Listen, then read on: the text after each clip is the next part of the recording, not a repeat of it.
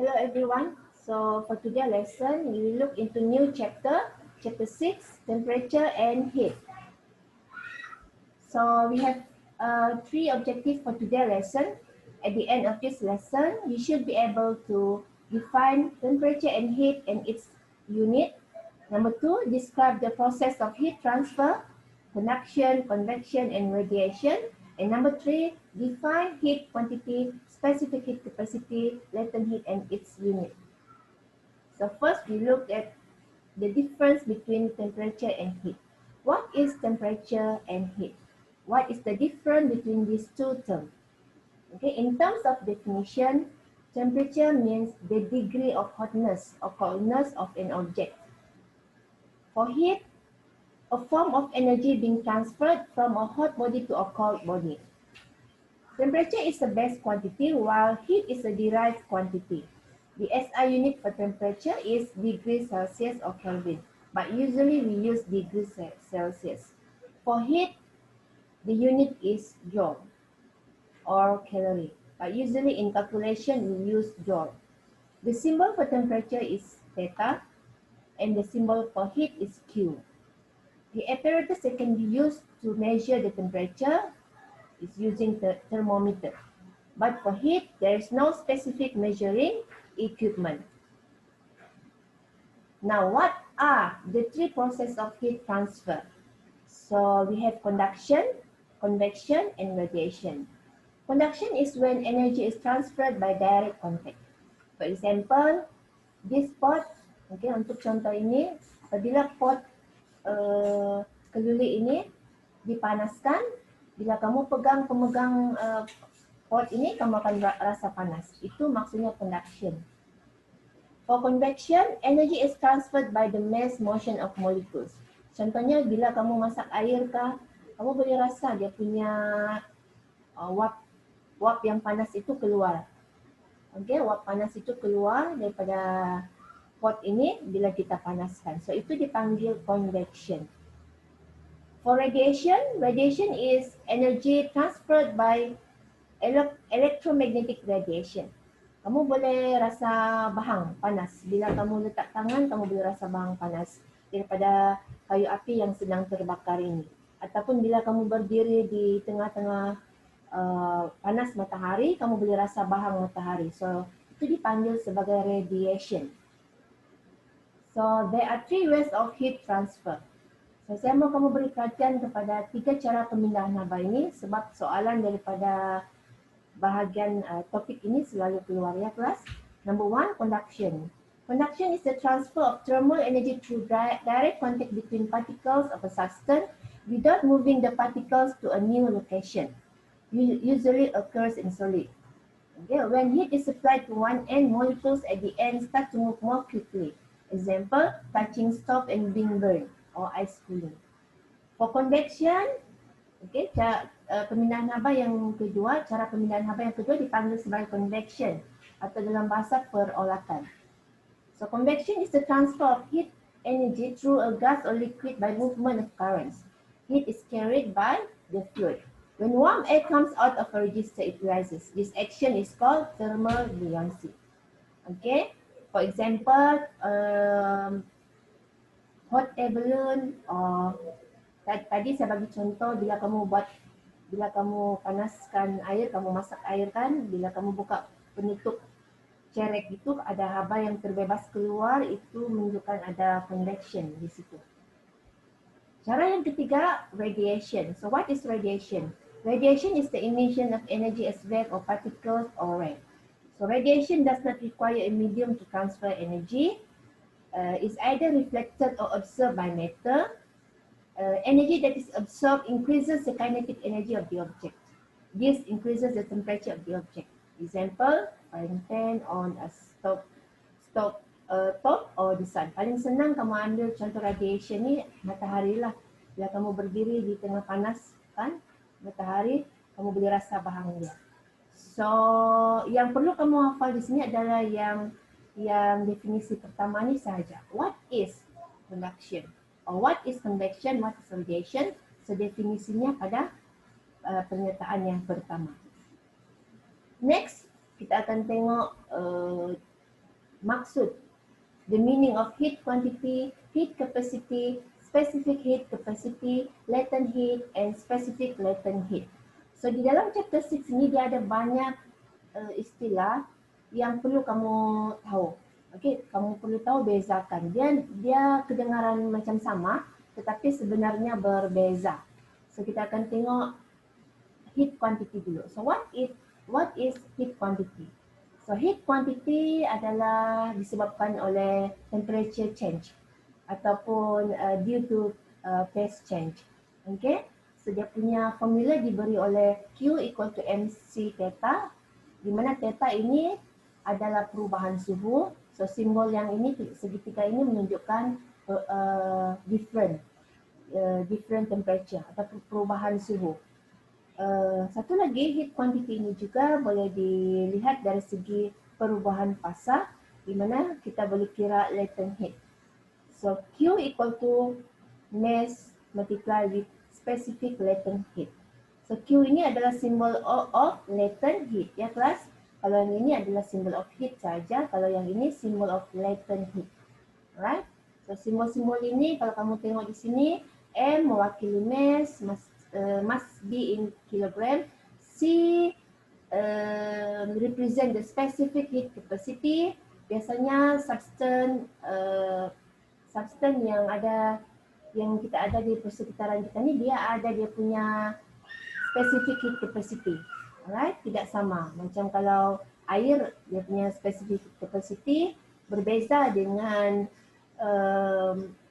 liquid yang lain. Contoh minyak makan, dia punya nilai berbeza. So biasanya nilai ini diberi apabila kamu dapat soalan. Okay. Dan ini sudah saya terangkan tadi, simbol ini menunjukkan temperature different. Okay, perubahan suhu. Dan ingat, untuk simbol L di sini mewakili specific latent heat dalam unit joule per kilogram. Okay, kita ambil contoh di sini. Untuk heat quantity, an iron with 2.2 kg mass is absorbing a heat. Given the specific heat capacity of the iron is 452 joule per kilogram degree Celsius. Its temperature ranges from 70 degree to 100 degree Celsius. Calculate the heat quantity for iron. So, kita mau kira heat quantity, kita akan guna formula Q equal to MC theta. Okay, Q equal to MC theta. Kalau tengok soalan ini semua menggunakan SI unit, so kamu boleh buat terus calculation tanpa buat penukaran unit. Cuma di sini, kalau tengok di sini perubahan suhu adalah 100 tolak dengan 70 perubahan suhu, sebab suhu ini berubah daripada 70 ke 100. So berapa perbezaan suhu? So itu adalah temperature different. 100 tolak 70 sama dengan inilah 30, darab dengan 2.2, darab dengan 452, kamu akan dapat jawapan 29832 joule. Okey, seterusnya kita tengok istilah heat capacity, kuantiti haba. So what is heat capacity? The amount of heat that must be supplied to the body to increase its temperature by 1 degree Celsius or 1 Kelvin. Right? Ingat tu, heat capacity adalah apa? Kuantiti haba yang diperlukan untuk menaikkan suhu kepada 1 degree Celsius. So it depends on the mass of the object, type of the object, and amount of heat supplied. So biasanya heat capacity simbolnya C huruf besar. Okay, C huruf besar. Berbeza dengan yang kamu tengok ini tadi. Simbol C di sini mewakili specific heat capacity. Okay. Kalau heat capacity, C huruf besar. Kalau specific heat capacity, kita guna simbol C huruf kecil. Right? So untuk kamu kira heat capacity, dia menggunakan formula C equal to Q untuk haba bahagi dengan perubahan suhu. Okay, ini dia punya formula. Saya bagi contoh di sini. The water in the kettle has a heat capacity of 9,000 joule per degree Celsius. This means that when the water absorbs 9,000 joule of heat energy, its temperature increased by 1 degree Celsius. Alright, maksud ini di sini Air ini dia menyerap 9,000 joule tenaga haba untuk setiap 1 degree Celsius. Okay, kita tengok contoh ini pula. Find the specific heat capacity for iron with mass of yang ini adalah bukan spesifik, ini adalah heat capacity. Sebab kita gunakan formula heat capacity. So C huruf besar A, C equal to Q over theta.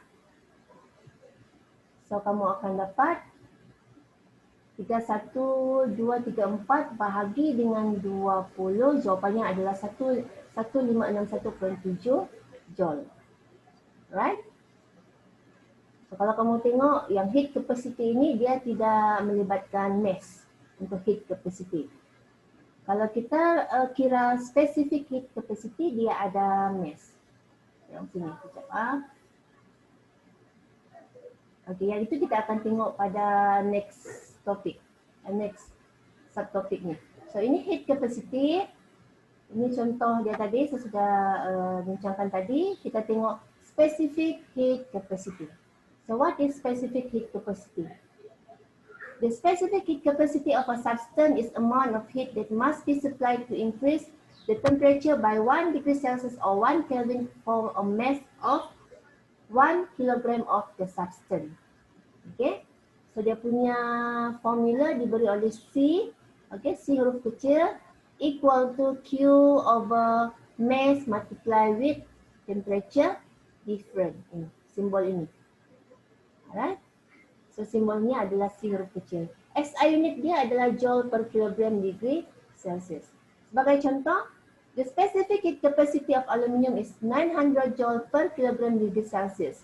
This means that 900 joule of heat is required to raise the temperature of 1 kilogram block of aluminium through 1 degree Celsius. Alright, so dia berbeza dengan heat capacity.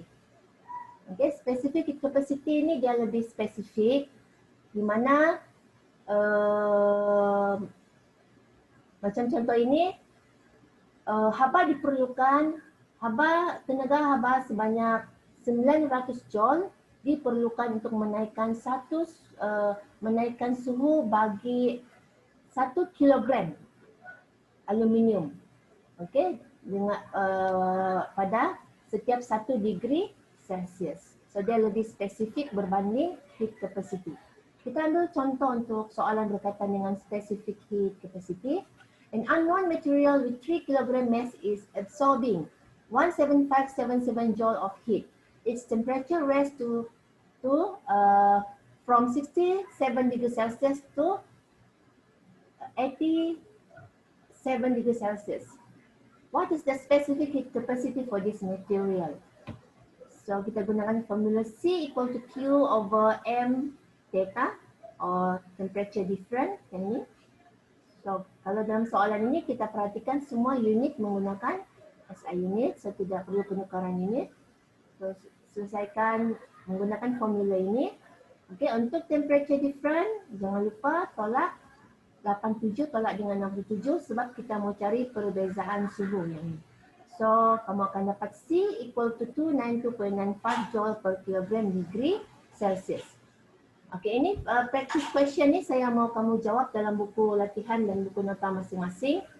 Ada 3 soalan, ada jawapan untuk setiap soalan. So kamu boleh semak selepas kamu buat itu. Pastikan kamu dapat jawapan yang betul. Okey, seterusnya kita akan tengok latent heat. What is latent heat?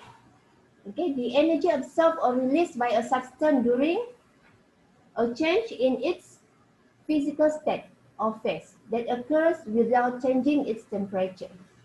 Okay, so formula untuk latent heat ini diberi oleh Q equal to ml, L huruf besar. Sometimes ada buku yang guna L huruf kecil. Okay, tetapi formulanya masih sama, Q equal to ml. Q mewakili heat energy, mass, M for mass in kilogram, L for specific latent heat. So ini simbol-simbol untuk latent heat. Okay, kita juga ada istilah yang dipanggil sebagai specific latent heat. So what is specific latent heat? The specific latent heat of a substance is the amount of heat required to change the phase of 1 kilogram of substance at a constant temperature. Okay, can be categorized into two: specific latent heat of fusion and specific latent heat of vaporization. So untuk yang topik ini, kamu akan tengok dua bentuk specific latent heat berdasarkan fasa-fasa, dua fasa, iaitu fasa fusion dengan vaporization. So apa yang dimaksudkan dengan fusion, apa yang dimaksudkan dengan vaporization, kita akan tengok sekejap lagi. Okey, sebelum tu saya bagi satu contoh soalan yang melibatkan specific latent heat of fusion. Okay, the specific latent heat of fusion of ice is 33000 joule per kilogram. How much energy is needed to melt the 0.65 kg of ice? So untuk fusion ini, fasa fusion dia melibatkan melting of ice daripada solid pergi ke liquid. So kita gunakan formula latent heat Q equal to ml, right? So 0.65 darab dengan 330,000 joule per kilogram, kamu akan dapat 210,000 joule. So inilah jumlah latent heat. Okay, yang untuk soalan ini latent heat yang diperlukan untuk cairkan 0.65 kg ice.